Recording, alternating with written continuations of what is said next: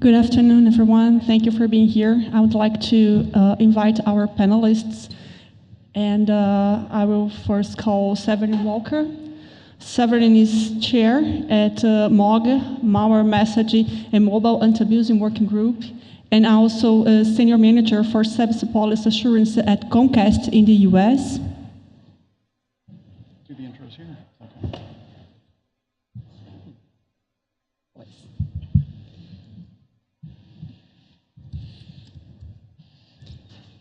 I also would like to ask Christine Hoopers. Christine is general manager at cert.br, nic.br.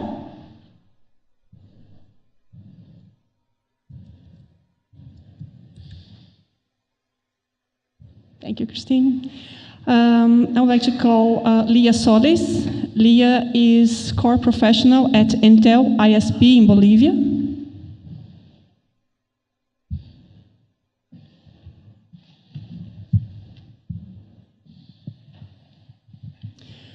Now I call Wardner Maia. Wardner is technical director at MD Brazil IT and Telecom in Brazil.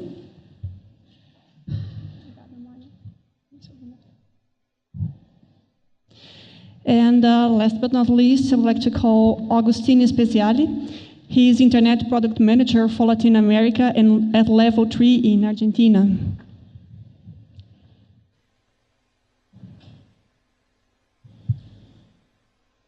So I will start just doing a quick introduction about what this panel is and also the anti-abusing working group I'm a part of. And I would then ask all the panelists to make their points, and then we'll open to discussion between the panelists and also the audience, okay?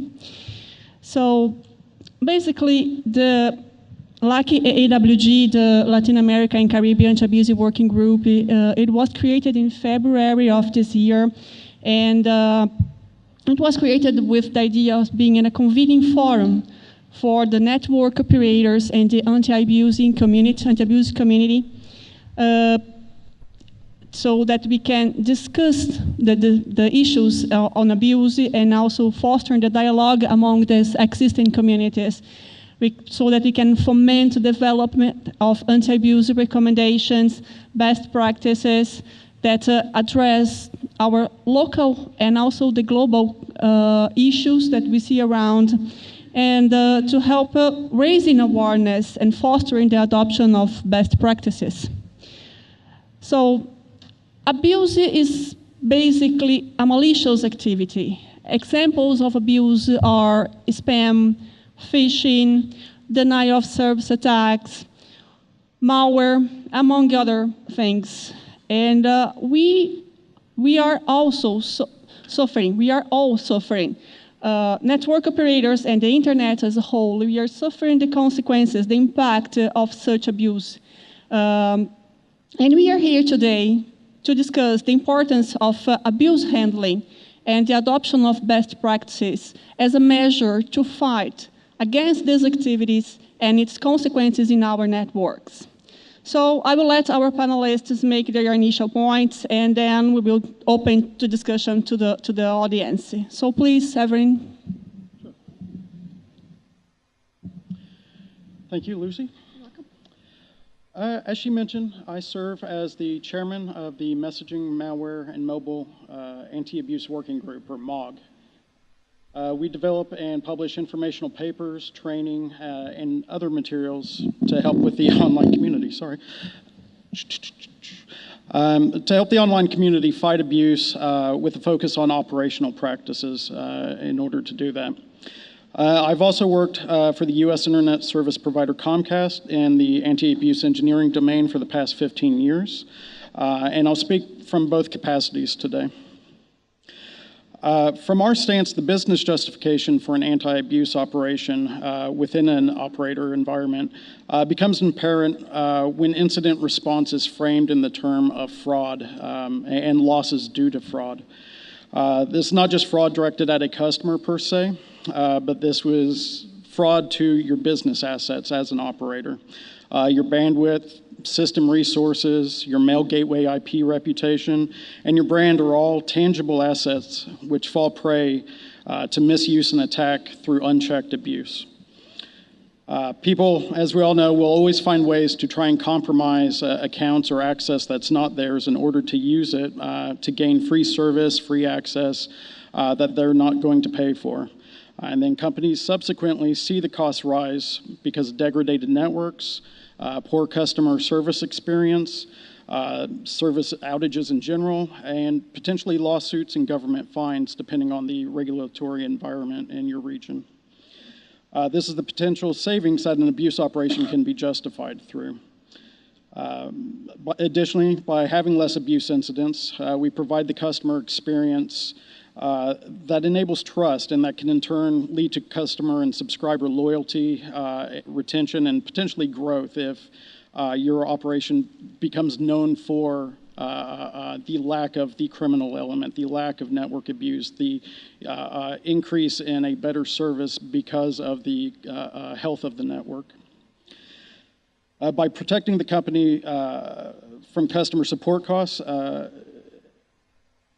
you provide a valued customer experience and you're saving the company money in several ways, which the executives are able to recognize, rather than seeing the abuse desk operation as something that's detrimental to the customer experience or something that costs the company money.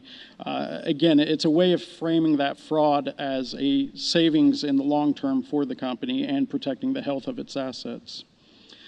At MOG, we work by utilizing the knowledge among many subject matter experts and industry professionals within this field to produce recommendations for operators and email senders.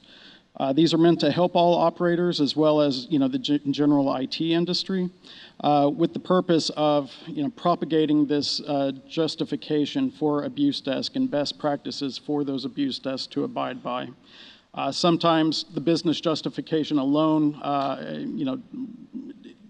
doesn't succeed in justifying a departmental action or a technical operation. Sometimes you need an industry consensus to kind of prove out why you want to block port 25 on a gateway or treat specific account misuse in a stricter fashion. One of MOG and the London Action Plan's bigger accomplishments in the past couple of years that I kind of want to direct people to was the publishing of the document titled Operation Safety Net, Best Practices to Address Online, Mobile, and Telephony Threats. This is kind of the product of multiple years of MOG and other industry input and outlines in about 60 plus pages the history of various areas and attack vectors that all operators see and that are common for operators, but also outlines how to defend against them, how to react against them, how to detect them. So it's pretty good handbook or guide for a up and coming abuse desk operation. It's available in Spanish, French, and English on the MOG website. We welcome translators who want to volunteer to get it into any other applicable language that may be of relevance. Other best practice documents that the MOG contingency has produced is best practices surrounding compromised account.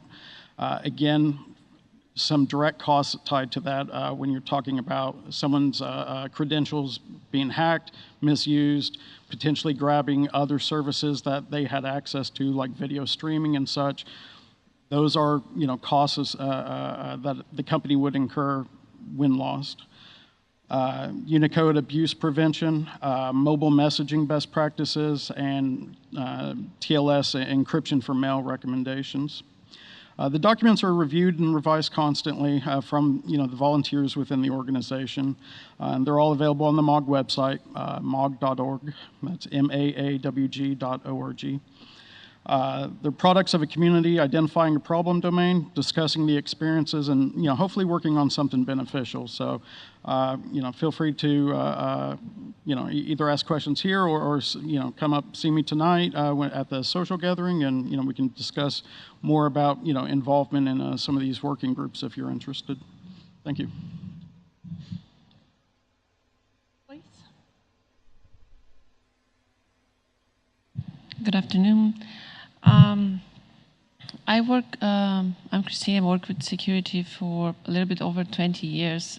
For the past 18 years, I've been working at CertBR, and we have seen a shift where abuse 20, 15 years ago was seen more of a nuisance, more of, oh, someone is complaining that someone is doing something that I don't agree with or that I don't think it's important. And I think it's pretty clear nowadays that abuse is more related to criminal activity. So we have criminals abusing our networks, your networks, to profit, to get money for other activities. And we have all of our infrastructure, the internet infrastructure, being abused by criminals. So I think one of the main points when thinking about handling abuse, about having an abuse desk or having a CSERT or having someone managing their networks, thinking about improving security, should be thinking that our community should be part of the solution, not part of the problem. I think if we all thought more on the lines that how do I stop my network from attacking others? How do I stop people abusing my networks? We would be better off than today. We spend most of the time thinking about how do I stop attacks reaching me? But at the end, these attacks are coming from other networks, and we are all neighbors attacking each other while the criminals are profiting with it. And in Brazil, we had a very good case study when we dealt with the spam problem. So I think this is our book in Spanish and English was released in last May during the LACNIC conference, and we shared that. And I brought this example because spam is a clear example in the beginning. Oh, this is unwanted marketing. It's someone that wants to send mail. And it became just a vehicle for fraud, for other kinds of crimes, for selling counterfeit products. And in Brazil, we saw, of course, because of the size of our networks, we were the #1 country spamming everyone. So, but it was not Brazilian spammers, were just our networks being abused by spammers from all over the world. So at that point, it was interesting to see that some of the large ISPs were starting to create whole departments to deal with blacklists and to deal with how to not to get the blacklists. And it was not clear for them that the best way to get off of a blacklist is not to get in the blacklist in the first place. And by adopting Port 25 management, we gradually became out of the blacklists. And the ISPs no longer have to have departments to deal with blacklists. They can now think about abuse in other terms. But people that were in previous LACNICs and probably yesterday at the Cyber Green talk, one of the things that we are talking about is really how to measure abuse, how to identify what's more prevalent, as people are saying. So what is the biggest problem? And one of the things that we are discussing in the LAC, AWG meetings and the BCOP meetings is really some of the things that we are seeing that are really prevalent in our region.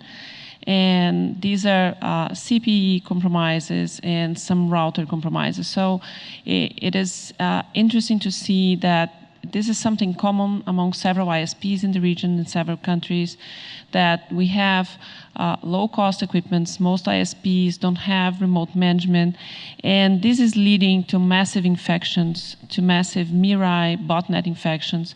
Most CPEs come with default weak configurations. They are being abused for DDoS. We are seeing networks that their end users uplink bandwidths are being exhausted by DDoS, by them being abused by weak configuration, by having default open DNS, OpenSS, DP, SNMP, and NTP. So a CPE shouldn't have that. So it was very interesting to see the previous presentation. So the hardware is mature, Linux is mature, but I don't think that default configurations are mature enough. So I think we need as a community to discuss how we could have like some simple best practices. How could we not only deal with the abuse, but how could we prevent abuse, prevent our networks from being abused in the first place? That was my initial point. Thank you, Christine. I will jump Maya for a little bit. I will ask Leah to speak because I know your speaking is related a little bit with what Christine has said. So, Leah, please.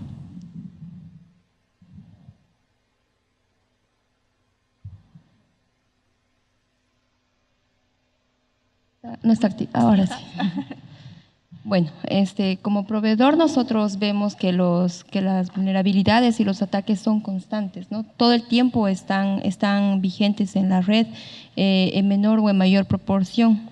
Cuando nosotros podemos controlar la parte de las vulnerabilidades, configuraciones quizás a nivel de core, acceso y hasta la última milla, puede ser hasta el nivel de los CPS, puede ser. Pero en este tiempo y con las últimas experiencias que nosotros hemos tenido, nos ha obligado a tener un punto de vista, fijarnos más en la seguridad del usuario final, cosa que de repente antes en nuestros procedimientos estaba escrito que era lo que hasta donde nosotros teníamos tuición. ¿Por qué? Porque la sumatoria de estos pequeños ataques y vulnerabilidades en los usuarios finales van afectando a la red. Es a la hora en que se empiezan a sumar todos esos ataques, se activa un mismo pubnet en un horario determinado y empiezan a saturar o el ancho de banda o limitar las capacidades de los equipos en los cuales sí habíamos tenido las diferentes medidas de seguridad y buenas prácticas de trabajo. Otro aspecto que en el tiempo hemos estado viendo y la experiencia nos ha estado enseñando es que si bien tenemos documentos de mejores prácticas, necesitamos realizar las actualizaciones de los mismos. El dinamismo de Internet es muy variable. Entonces, es el mismo dinamismo que nosotros tenemos que tener en la documentación y en todos aquellos procedimientos que nos apoyamos. Otro aspecto que también hemos ido identificando es que no solo se limita a configuraciones ni actualizaciones, también debemos sumergirnos en el tema de procedimientos. Tenemos que tener procedimientos claros y realmente para que no sea mucha carga para nosotros, necesitamos procedimientos claros, cortos y sencillos y sobre todo que sean estándares, ¿no? Porque en la experiencia que nosotros tenemos, nosotros vamos comprando, por ejemplo, CPs cada cierto periodo de tiempo a medida que nosotros vamos requiriendo o lanzando nuevos productos. Entonces, marcas y fabricantes van variando en el tiempo. En la experiencia que hemos tenido en todo este tiempo y después del periodo que nosotros como proveedor hemos ido involucrándonos más en actividades de la comunidad, como ser LACNIC, por ejemplo, hemos podido crear una base de contactos que también consideramos que ha sido un aspecto positivo a la hora de poder mitigar o prevenir incidentes. Nos ha ayudado mucho a tomar contactos con aquellos que tenían, por dar un ejemplo, los Open Resolvers. Pudimos identificar, utilizamos la herramienta Whois del LACNIC, contactamos, si no estaba la dirección actualizada, podíamos acudir a la lista de CSIRTs y nos daban la información de forma confidencial, nos contactábamos. Y lo más lindo de todo, porque es a diferencia de los reportes que nosotros tenemos a diarios de spam y qué sé yo, no era un robot quien nos contestaba, eso era una persona. Entonces podíamos mitigar y podíamos prevenir futuros incidentes del tipo. En el tema de usuarios finales específicamente, nosotros tropezamos mucho con el tema que había mencionado, era el tema de la regulación. Nosotros no podemos bloquear puertos, no podemos bloquear tráfico, incluso por un tema de ahora que está muy de moda el tema de la neutralidad de la red. Entonces, también hemos tenido que aprender mucho de lo que de los sistemas de contratos con usuarios finales. Hemos tenido que involucrar a la gente del área comercial y también evangelizar este tema de la seguridad.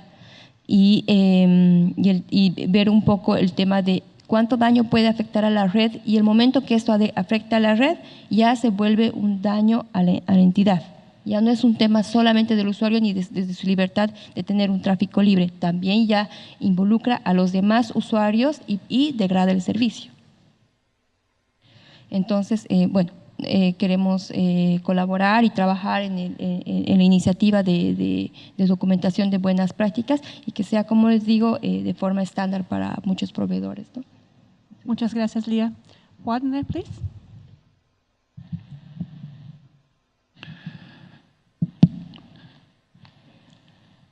Perdón por el portuñol.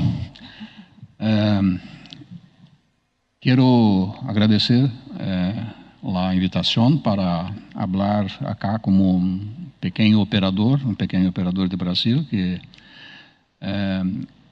hay una realidad muy grande de pequeños operadores, no solo en Brasil, pero sabemos que hay la misma realidad en muchas partes de nuestra región, como Argentina, Ecuador. Y cuando hablamos de pequeños proveedores, es importante decir que estamos hablando muchas veces de proveedores muy chicos, muy pequeños, que ni siempre tienen las capacidades técnicas para cosas muchas veces simples de gestión de red y principalmente de seguridad. En caso de Brasil, nosotros somos más de 6.000 empresas que tienen licencia de Anatel. Y Brasil tiene 5.000 y pocos ciudades, así que podemos decir que prácticamente no existe una ciudad en Brasil que no tenga al menos un proveedor regional, que nosotros preferimos llamarlos de proveedores regionales y no de proveedores pequeños o proveedores chicos. Y creemos que este número va a aumentar mucho, porque la reguladora Anatel en Brasil recién ha aprobado una regulación eximiendo los proveedores con menos de 5.000 habitantes de tener una licencia, de sacar la licencia de operación. Y así que este mercado crece mucho. Hoy el consumo de fibras ópticas en Brasil es más de 50% del consumo está para los proveedores regionales y no para las grandes operadoras. Y los proveedores regionales también representan 20% de todos los accesos más de 20% de todos los accesos de banda ancha en Brasil. Y son realmente empresarios que empezaron con una pequeña operación, muchas veces con una pequeña antena omnidireccional y atendiendo su barrio, y hay muchos casos exitosos de proveedores que empezaron así, pero hoy ya tienen más de 50.000 clientes, más de 50.000, que es el número que nuestro regulador establece para medir o que é um grande provedor. Conforme as definições de Anatel, um grande provedor é um provedor que tenha mais de 50.000 clientes. E sabemos que muitos que começaram assim, hoje já ultrapassaram esta barreira. E são operadores muitas vezes sem muito preparo, e é muito comum quando vemos equipos mal configurados, equipos com potenciais amplificadores de DOS, etc., em las redes dos provedores, em las CPEs, etc. Um exemplo recente de incidente de seguridad importante foi em meio do ano 2016, hubo una infección de radios de una conocida marca de radio, y esta infección dejó sin servicio más de 200.000 personas, somando todos los pequeños operadores que tenían esta vulnerabilidad. Y era una vulnerabilidad en el módulo HTTPS, y que el fabricante tuvo conocimiento un año antes y tenía liberado un patch de corrección, pero muchos de los proveedores simplesmente no hicieron la corrección, y además de no hacer la corrección, no tenían medidas básicas de seguridad, como el acceso administrativo para determinados endereços IP, com ACLs, etc. Y este es solo un ejemplo, porque nosotros vemos muchas veces otros ataques utilizando DNS recursivos, abertos y otros tipos de potenciales vectores de DOS. Y como son muchas empresas que están debajo de administraciones distintas, no hay una padronización de red, no hay como aplicar una política de seguridad única. Y lo que hemos hecho es nos organizar en asociaciones com várias finalidades, como a própria representação política, compras de equipos em bloco, e também informações técnicas, e dentro delas as informações de práticas de segurança. Uma associação em especial que tem atuação nacional é Zabrint, tem mais de 1.000 associados e oferece uns serviços a seus usuários com uma lista técnica de discussão, onde são divulgadas as boas práticas. E muitos de los participantes nos últimos anos, com o crescimento de ataques de DOS, han implementado em conjunto soluções de mitigação, de detecção e mitigação de ataques de DOS, e todos utilizando ferramentas open source. Outros problemas também que é com o que fazer quando um usuário está infectado e está propagando coisas malas na internet, e para isso nossa associação oferece apoio jurídico com os devidos contratos que permitem, hasta em casos muito extremos, bloquear temporariamente o acesso do usuário hasta que seja corrigido o problema. E assim que nós estamos reunidos nestas iniciativas regionais e creemos que é muito importante essas iniciativas de LACNIC, de LACNOG, de CERT-BR em Brasil, e estamos dispostos a colaborar em redação de documentos de buenas prácticas. Perfecto. Muchas gracias, Maya. Agustín. Bueno, gracias. Bueno, yo trabajo en Level 3, que es una empresa global, que tiene presencia aquí en Latinoamérica en 10 países, y estamos más en el mercado corporativo, no en el mercado residencial o de usuarios finales. Entonces, cuando me invitaron al panel a participar, y gracias por la invitación, pensé en qué podía ofrecerles a la comunidad para hablar del tema. Bueno, básicamente se me ocurrió verlo, este tema del antiabuso, plantearlo desde el lado positivo, si se puede, que sería el uso correcto de los recursos que estamos teniendo nosotros asignados como organización o estamos dándoselos a un tercero, ¿no? Para eso, nosotros tenemos publicado en la web las políticas de uso aceptable de los recursos que se le asignan a nuestros clientes y qué pueden hacer ellos tanto de manera propia como con sus usuarios, ¿no? Hay casos específicos relacionados con spam y el uso, digamos, del mail no deseado, pero también cuando se hace uso de un servidor que esté abierto de un tercero, ¿no? desde un recurso asignado por nosotros. También temas relacionados con suplantación de identidad o conocido como phishing. Todo eso, como les mencioné, está publicado en la web, está en los 3 idiomas, en español, en portugués y en inglés.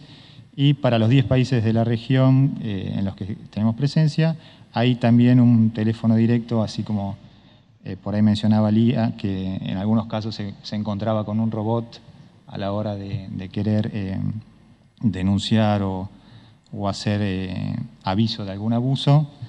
Bueno, en este caso están las direcciones de mail, las casillas, los teléfonos para llamar, y me quedé con lo del mail porque venía lo del mail. Y una recomendación también es que en la documentación que hacen de las IPs que van asignando a terceros esté accesible la dirección de abuso a la que se pueda hacer contacto en el caso de que se quiera realizar alguna denuncia o algo. Ahí sí, por ahí es más probable que algún robot o algún script esté procesando toda esa cantidad de información que esté llegando. Pero bueno, de alguna forma u otra hay que atenderlos. Nosotros, bueno, al ser una empresa global, podemos centralizarlo de alguna forma y capaz que tenemos una mejor o una facilidad en procesar ese tipo de ataques debido a que, bueno, por ahí en la región llegan menos comparado con algún otro.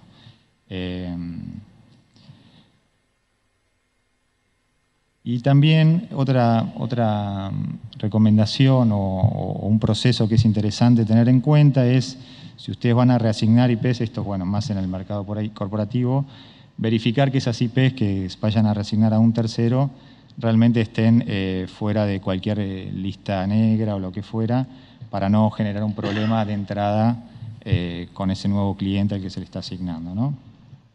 Y también con temas relacionados al aporte a la comunidad. Hoy a la mañana, antes del mediodía, se habló de MANS.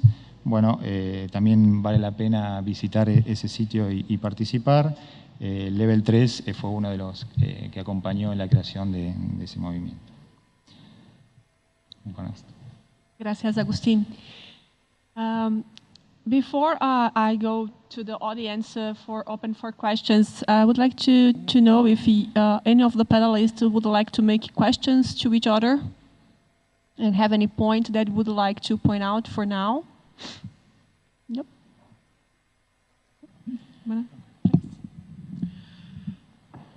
As I mentioned, yeah, sorry. I'm sorry.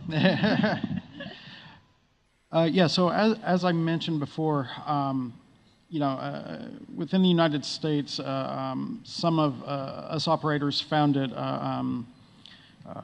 a good utility to have best practice documents or agreed upon kind of recommendations in order to convince our own legal teams to make changes to the acceptable use policy. Do you see that as an effort worthwhile within kind of the regions that you support? Or are there other tools that, you know, or other efforts that are needed in order to allow for more direct action with the subscriber? I'm asking the group, basically, whoever. Yeah, I'm not an operator, but I'm just going to put as an example how this was useful when we were talking about implementing Port 25 management in Brazil.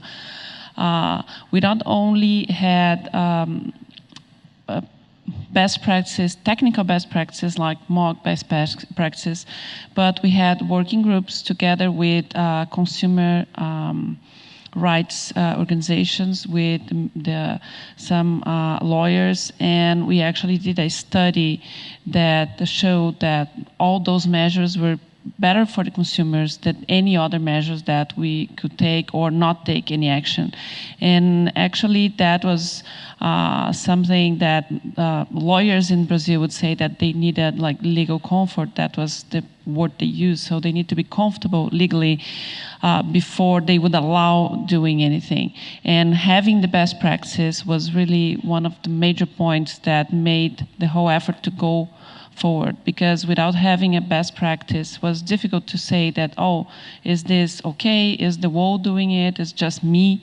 So having like a regional and global best practice is even better than having local ones.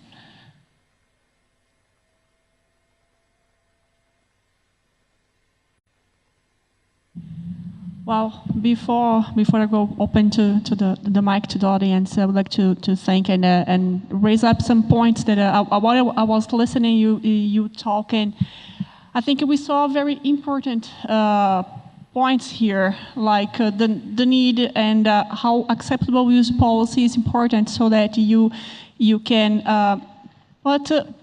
push best practices to your customer also, and how you can use it to avoid the bad practices in your network, because your network will be damaged if you don't do that. In some cases, you are going to lose your operation sometimes if you have too much traffic that you cannot deal with, or if you have someone that is using your resources without paying. So we were losing money with that. The other thing that I point out also that was very nice to hear from Leah when she mentioned the need for best practices that are small and procedures, very concise procedures, because otherwise when you have an incident, when you have an issue in your network, sometimes you don't know how to deal with that. So once we were talking, and once you have your best practice implemented, you avoid problems, and you also have a much faster time to respond when you have the need for, when you have an incident. So I would like to open the microphone to the audience so that you can make questions. Please feel free to make questions to us. We have a very nice set of people here, so it's an opportunity to make questions. Cristian Flaherty, I'm going to use Spanish. Cristian Flaherty, Internet Society. Quería consultar a Agustín y a Severín qué tan común es aplicar el AUP, el Acceptable Use Policies, esas reglas, en el caso de un proveedor de proveedores, de un carrier, y en el caso de un proveedor de usuario final, residencial. Por ejemplo, en la región, por año, desconectan muchos clientes aplicando el contrato este. Bueno, como mencionaba por ahí antes, no se llega a esa instancia generalmente porque se puede tomar alguna medida en una instancia anterior, y en primer lugar porque generalmente esa mala intención del uso o del abuso viene a través de un tercero que llega a utilizar ese recurso porque consiguió alguna forma de hacerlo. Así que no es habitual o sea, no es algo del día a día o algo que esté habitualmente, pero sí está todo el proceso anterior, que es tratar de, bueno, recibir esas denuncias y tomar una medida rápida para evitar cualquier problema en general. Y sí, suele haber algunas IPs que cuando mencionaba lo del proceso para revalidar que estuvieran limpias de cualquier blacklist o demás, aparecen algunos casos, entonces, bueno, implementamos ese proceso para evitar algún problema con clientes nuevos. ¿Se puede decir en ese caso que funciona como una herramienta de prevención en lugar de remediación? Porque un spammer no te va a contratar si es que sabe por adelantado que está ese contrato. Sí, y además, bueno, en el caso de tener que aplicarlo, vamos a suponer que llegas a esa última instancia, bueno, no podrías estar reclamando sobre el SLA de tu servicio porque, bueno, tenemos esto por delante de la calidad del servicio, ¿no? ¿Cómo es el caso en un proveedor de usuario hogareño, residencial? ¿Es común que desconecten a los usuarios por no cumplir con el contrato de uso aceptable? There's a spectrum of activity that would occur, right? So if we detect that the customer is a source of spam or virus propagation, and it's not to such a scale that it's creating a denial of service for another network or another customer, that would be potentially a notification of email, SMS, phone call, and the opportunity for remediation, right? Directing them towards antivirus software, Windows Defender, et cetera. If it was, Deutsche Bank phishing site hosted on their desktop, then yes, we would suspend internet traffic to the home with an immediate phone call and attempt to remediate as quickly as possible. We have the means to selectively, potentially block like port 25 if it wasn't blocked for some reason on the account, to put them into a walled garden status to where they get a warning page explaining what's occurring. Browser notification, where a banner would come up to kind of give an idea of what's going on. And like I said, various forms of notification. So it depends. We have a lot of automation built around categorizing and determining the severity of what's occurring, the incident, and the severity of what action we need to take as a response.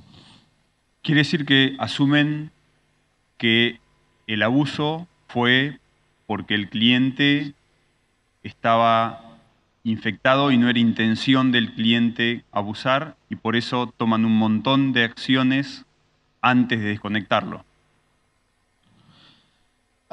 Correct. Yeah. So the intent is as positive a customer experience as possible, right? So in order to allow us to take action, legal, marketing, and corporate want us to kind of treat it with kid gloves when possible. So yeah, the assumption is the customer isn't directly attempting to spam, whether or not they are. But it will become fairly evident if we block the port 25, and they call and say, oh, I need this for my business, I cleaned up the virus, and then we start seeing responses again. We have the timeline of the customer's interaction with us, so we can escalate. And eventually, we have terminated service completely and refused to provide them any sort of a cable or internet service if we see that things are, escalating along those lines. Similar, if we get complaints and it's something like a Roxo listing on Spam House where, the world knows that this customer name matches, and we have the customer name on the account and they match, then we know they are directly spamming. So, we would treat that appropriately. Another question here. Hi, Medica Kao, speaking as an individual and somebody who's been doing security for close to 20 years.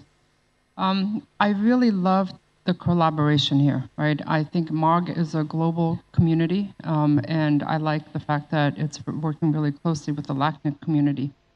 The one thing that I always wonder about is that so far we have so many best practices, right? And if I was doing a startup, if I was in a vendor community, and I had this really cool idea, and I'm going, I've heard so much about security, I don't want to be part of the problem. Which best practice do I go to? And the thing is that, yes, sure, I've seen documents that are 100 pages, 500 pages, right? If you're an agile startup, you want to have a new CP device, right? Anything that connects to the internet. How do we create a best current practice that these vendors that might start small, but may start in Brazil, but then go to the other LACNIC countries, if they're wildly successful, they might even be bought in Asia-Pacific regions or other regions, right? But again, how do we unify these best current practices? I'll respond from the MOG. Okay. So from the MOG perspective, I'll go back to something I did touch on during the introduction, which is, the Operation Safety Net, which is a very broad document that covers a lot of points.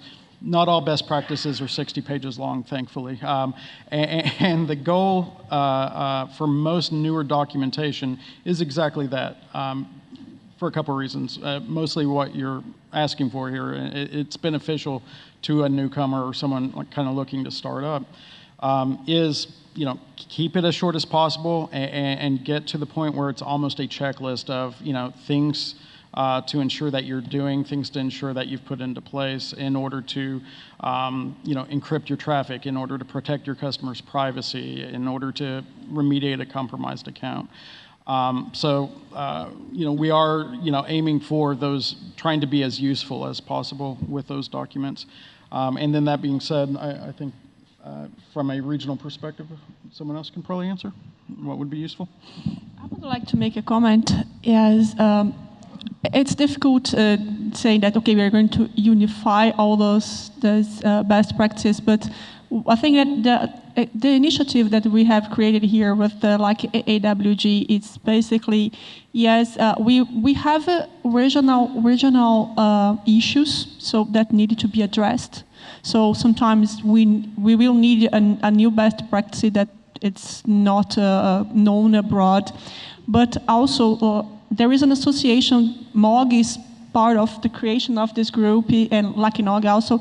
So MOG has a global presence, so they know the general things that are happening worldwide, and they have the presence to take this best practice to the rest of the world. So the idea of the group was joint efforts from the local and the global community, so that we could create things that fit not only the local but all the global stuff. No, I don't know if I have answered your question.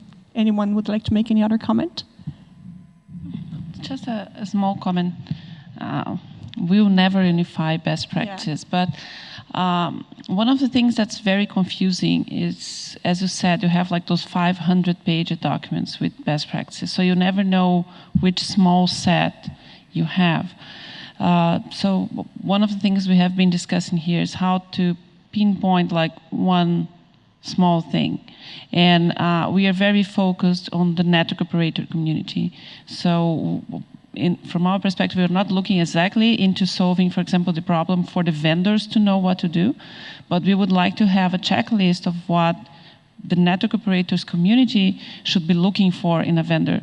And hopefully that would put some market pressure and would put some other kind of pressures and could help, like in countries where it applies, for regulators or for someone to look and say, yeah, it's not acceptable to have a hard-coded password that you cannot change. It's not acceptable to have a service that you cannot turn off. So simple things like a checklist, like he said. So I think it's really looking at this, and as Maya said, looking that for a specific market we have here of so many small ISPs that are not really like with a structure like Comcast or Level 3. So they are small ones, they need something simple, and I think it's really to get all that from the community. So this is why we need you to tell the group that's trying to write something, or even better, if people here could join the effort and write and say, you know, yeah, I'm having this problem, and this solution you were proposing would not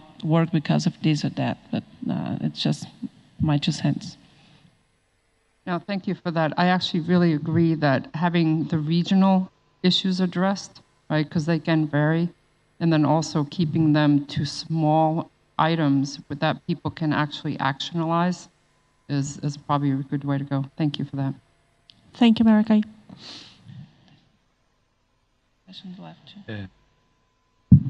Bueno, tenemos una pregunta desde el web chat y, como se dice, desde Rodrigo Araujo de ITM Network también. Dice, hablando de los fraudes de spam, uno de los factores que contribuyen con el crecimiento de fraudes por spam usando el registro .br consiste en que el registro BR libera el uso del dominio antes de que esté confirmado el pago. El spammer registra dominios usando CPF y CNPJ falso y lo usa para practicar fraudes hasta que el registro BR bloquea el pagamento de dominio bloquea el dominio por falta de pago. ¿Por qué el registro .br no inicia la liberación del dominio solamente después de haber confirmado el pago? Eu não entendi direito a pergunta. Bom, eu entendi a pergunta, mas não tem ninguém. Eu sou do NIC, mas sou do CERT. Teria que ter alguém do Registro BR para responder isso. Mas, de qualquer jeito, tem vários domínios que são gratuitos, tem domínios que também são pagos depois. Eu acho que é mais uma questão de política, não sei se aplica aqui. A gente pode levar, mas teria que talvez mandar por e-mail para o Registro BR. Jess? Hi. Hi, I'm Jesse Zowell. I'm working with MOG and Black AWG. I just wanted to follow up on Christine's comment about getting, or the comments from America and Christine about understanding what the issues are in the region. We will be putting together a survey that will be deployed, that will be sent out on various email lists to this region as well as Asia Pacific and Africa, kind of trying to find out what are the issues folks are facing, what kind of sources of data do you have on how to resolve these issues, what kind of best practices are you using now, what demand for best practices do you have, what information would be helpful, all that kind of stuff. So I just wanted to kind of announce that to this group and let you know that there will be a survey coming out to kind of collect that information and start to really use that to figure out what kind of best practices we can develop. Please, go ahead. Meu nome é Alexandre Giovanelli. Eu tenho uma dúvida, até uma questão. A maioria dos ataques DOS hoje vem da China, né? Principalmente dos maiores players da China. Eu não vejo uma ação do APNIC, alguma ação relacionada a esses ataques da China, que prejudicam o mundo inteiro. Queria saber se tem alguma interação entre o LACNIC e o APNIC a respeito desses ataques. Esses ataques geralmente são extremamente grandes e 90%, pelo que a gente analisa, vem da China. E a gente não vê uma ação em cima disso. Né? Vê esse ataque sempre acontecendo, mas nada bloqueando lá, ou alguma ação diretamente lá na origem, que nos afeta hoje no Brasil e muito, né?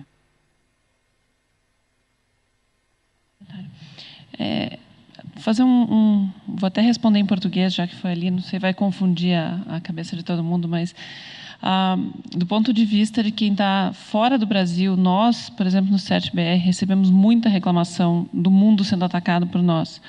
E isso é uma verdade, assim como a gente vê o mundo sendo atacado pela América Latina. Você sempre vai receber mais ataques vindo de outro país, né? Nós sabemos, não sei se o APNIC está fazendo algo, mas com certeza várias comunidades estão fazendo. E eu acho que o ponto que você falou é a gente trabalhar para não ser a origem, né, do spam, do DDoS ou do spam. Mas lembrando que a China é a maior rede do mundo, então a gente sempre vai ver muita coisa saindo da China. Assim como a gente vê muita coisa saindo do Brasil e do México e dos Estados Unidos e dos grandes países, né? Então, eu acho que isso que você comentou até demonstra mais ainda a importância de a gente cuidar para não gerar poluição, né? Para eu não ter ataques saindo da minha rede. Como é que a gente faz para não ter esse ponto todo de ter um atacando o outro e a gente sempre pensando, isso vem da China ou vem do Brasil. Bom, nós do CERT-BR temos nos 2 últimos anos uma explosão de notificações para nós de um mundo reclamando que nós atacamos. E claro que nós não estamos vendo isso, né? Então, eu acho que é mais a gente pensar que o problema não é um país ou um lugar, mas é realmente a comunidade toda, né, se envolver e talvez a gente envolver cada vez mais pessoas nessa parte de boas práticas. Só complementando, se existe uma coisa que é certa quando a gente está falando em amplificador de DDoS e tal, que a gente não pode fazer nada na rede dos outros, né? Mas na rede da gente tem muita coisa a ser feita. Então, acho que a lição aí é a gente primeiro fazer a nossa lição de casa e realmente é o que pode ser feito, né? Divulgar boas práticas e tal, e a gente tentar fazer a nossa lição de casa antes de reclamar de outro país. Só para fechar esse último ponto que a gente estava vendo, tem uma página do Team Camry que mostra o estado dos países. Eles lançaram recentemente, né, uma página que mostra o estado do país em termos de infecção, né, de malware. E aí o comentário ontem foi: o Brasil saltou, de 2 semanas para cá, o Brasil saltou de 5º para 2º lugar, só atrás da China. Ou seja, a gente não está atrás da China, muito atrás da China em termos de problemas. Lia? Lo mismo, otro punto que serviría mucho es que en la medida de que nosotros vayamos eliminando nuestras vulnerabilidades, nos volvemos menos atractivos para sufrir ataques. Creo que estamos tratando de manejar esa filosofía. Gracias, Lia. ¿Más preguntas? Sí, yo tengo una que... Por favor, ¿quiere hablar un poco más próximo del...? Sí, bueno. Gracias. Que yo tengo otra pregunta, pero es mía, no es del foro, sino que es sobre el tema de que muchas veces los ataques por spam ocurren desde servicios residenciales, ¿viste? Ya sea por máquinas infectadas y cosas por el estilo. Ahora, considerando que en realidad la mayoría de los usuarios residenciales nunca van a setear un servidor de correo, básicamente, ¿por qué no podrían, digamos, simplemente los ISPs poner un límite superior al tráfico que puede tener el puerto 25, ¿viste? De los usuarios residenciales, a menos que tengan un pedido especial o algo por eso, ¿viste? Porque la realidad es que generalmente los usuarios, digamos, el usuario común, ¿viste? Es capaz de conectar un puerto RJ45 al revés, ¿viste? No tienen la menor idea de cómo proteger una red ni nada. Entonces, capaz que por el lado del ISP se puede aplicar alguna medida de protección que, digamos, evite que las computadoras infectadas hagan daño. Yeah, I think Severin would also talk about it, but what you describe, I think, is basically port 25 management. Yeah, because you block outgoing traffic to port 25 outside from home networks, and your users, they use other ports. They use specifically port 587 TCP authenticated. So one thing is for your user sending it. And even if someone gets the password or compromises the account, usually the email provider has rate limiting and has other means to try to differentiate what's abuse, what's spam, from what is not spam. So I don't know if Severin has any comments. No, that's exactly what a lot of us have done. Is port 25 is just not used for mail operation into the network or out of the network, and the encrypted, more private authenticated ports are what we recommend, what we tell the subscribers to configure for. And now, instead of detecting spam on port 25 type traffic, we get to look at compromised account traffic, because now the credentials are being used on those ports, and we can look at behavioral analysis to say, this is regular users and this is someone misusing credentials to send spam, which we can tie to other fraud, like I was saying earlier. So it actually, forcing authentication, it becomes more of a detection vector for us as well. Hola, buenas tardes. Hola, Ariel. Ariel Weger de LACNOG. Yo soy el chair del grupo de BCOPS. Primero que nada les quería agradecer mucho. Está muy bueno el panel que armaron. Ayer por la tarde, calculo que a todos les ha llegado una invitación para participar de una reunión que hemos tenido con respecto al grupo de BCOPS. Particularmente teníamos que darle un nuevo aire a nuestro grupo porque estaba un poco calmado. Ayer nos juntamos y tuvimos una reunión en donde estamos buscando nuevos participantes, nuevos editores, ¿sí? Para nuestros documentos. Tenemos una serie de documentos con problemas planteados por la misma comunidad de Latinoamérica y el Caribe. Este que se está tratando en este momento es uno de los problemas más solicitados y uno de los principales inconvenientes que hemos notado que los operadores nos están reclamando. Bueno, la gente del CERPR aquí presente se ha acercado. Teníamos un compromiso mutuo desde hace un tiempo de empezar a interactuar desde el foro de operadores con la parte de la gente que se dedica a hacer la parte de seguridad. Me alegra mucho que finalmente hayamos podido empezar a vincularnos y a trabajar en conjunto. Yo les puedo contar que quizás cuente algo más fino mañana, pero básicamente ayer tuvimos una reunión, tenemos una lista de correo del grupo de BCOPS. Ayer pasamos las 230 personas en la lista, ¿sí? Porque hubo unas cuantas suscripciones nuevas. Volvimos a retomar el tema de los CPS infectados, ¿sí? Siempre hablando de broadband. Hubo algunos mensajes, de hecho yo volví a revivir algunos temas, algunos hilos que habían quedado truncos ahí en la lista de correo. Hoy van a ver los que estén suscriptos, que llegó otro mail mío volviendo a insistir con el tema de los documentos. Sí, tenemos un documento abierto esperando comentarios. Así que los invito a los que quieran ser voluntarios, aunque tengan que aportar solamente un pedacito, algo muy chiquitito, está muy bueno que lo puedan aportar porque cada uno tiene acá un pedacito de la solución. Como decíamos antes, es muy difícil hacer un documento que englobe todos los casos de toda Latinoamérica, ¿sí? Pero probablemente todos coincidamos en alguna parte. Y eso sí lo podemos hacer, sí lo podemos documentar. Quedan atrás otras discusiones después, cómo se aplica, cómo se hacen ciertas cosas que no tenemos, los discutiremos más adelante. Pero bueno, yo los invito a los que no están en el grupo de BCOPS, si les interesa, entren al sitio de LACNOG. Hay un menú que dice Working Groups, ahí está el grupo de trabajo de BCOPS y se pueden suscribir. A los que no estén, los que sí están, hoy les llegó una invitación para volverse colaboradores y editores de este documento en particular. Así que los invito a que participen a todos. Era eso. Gracias. Gracias, Ariel. I would just mention that before finishing the panel, so thank you that you saved me some words. So no more questions. I think it's time for the social event, so I will finish here. Thank you very, very much for all the panelists that have been here, for the discussion, for the topics that you bring. I think it was lessons learned for everybody. And as a last point, yes, make part of the community. It's the community that can bring the solutions to our problems. So thank you very much and see you in the social event. Oh, I'm sorry.